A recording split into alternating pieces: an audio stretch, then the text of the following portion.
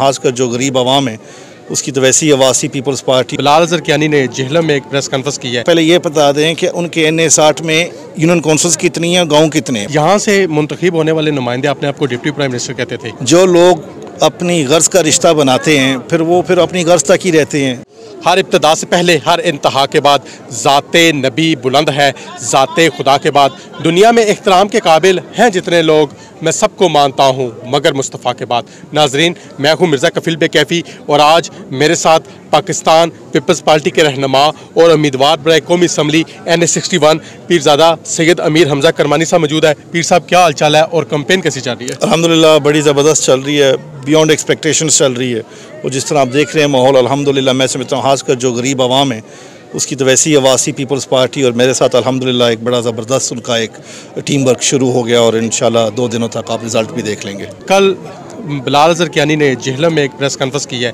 आपके लीडर बिलावल भुट्टो को उन्होंने बड़े आड़े हाथों लिया है। पीपल्स पार्टी तीसरे नंबर पर भी नहीं आएगी जेहलम में, क्या कहेंगे? देखिए, बिलाल अजहर कियानी के बारे में उनके जो कॉलीग्स हैं जिनके साथ इलेक्शन लड़े हैं वो उनके बारे में कहते थे कि ये मम्मी डैडी हैं, लेकिन मैं नहीं कहता उनके बारे में ये मम्मी डैडी हैं। मैं ये पूछता हूँ कि पहले ये बता दें कि उनके NA 60 में यूनियन काउंसिल्स कितनी हैं, गांव कितने हैं। पहले ये जवाब दें, फिर बताएं कि बिलावल भुट्टो साहब वो बहुत दूर हैं फील्ड से। जी, आप समझते हैं कि बिलाल अजहर कियानी जीत जाएंगे?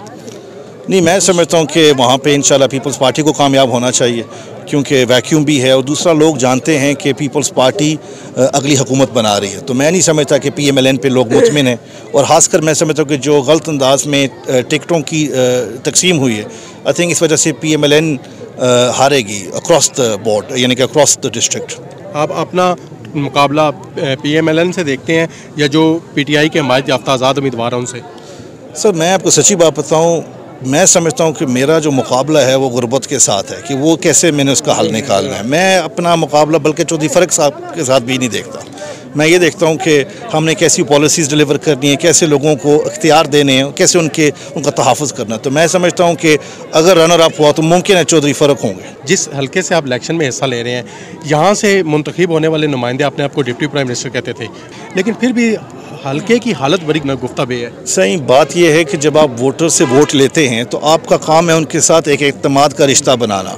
जो लोग अपनी गर्ज का रिश्ता बनाते हैं फिर अपनी गर्ज तक ही रहते हैं और मैं नहीं समझता कि उन्होंने लोगों के साथ वो रब्ता रख सके, वो ना लोगों के मामलात में उनकी इमदाद कर सके। वो तो सिर्फ चाहते ही ये थे कि वो इस्लामाबाद बैठें और वहाँ पे वो छुरी कांटे के साथ अच्छे अच्छे खाने खाएं, तो खाते रहे वहाँ पे बैठ के। इंतखाबी मुहिम की तैयारियाँ मुकम्मल हो चुकी हैं जी इंशाल्लाह अल्हम्दुलिल्लाह। हमने बड़ी, आप जानते हैं कि 1 साल से हमने अपनी कैंपेन जारी रखी है। रोड का आपके सामने हाल है, तो इसमें तो मेरी नई नई गाड़ियों की वो कमानियाँ तक टूट गई, यानी कि इस हद तक हम मेहनत कर रहे हैं और बहुत सारी जिम्मेदारी की है और अल्लाह का करम है। अब ये देखेंगे कि अंजाम अच्छा हो बुरा हो जो भी, मैं इसी तरह चलता रहूँगा। ये पीर हमज़ा करमानी साहब थे जी, जो जीत के लिए पुरज़म है। आइंदा किसी नए मौजूद के साथ हाज़िर होंगे। अल्लाह हाफ़िज़।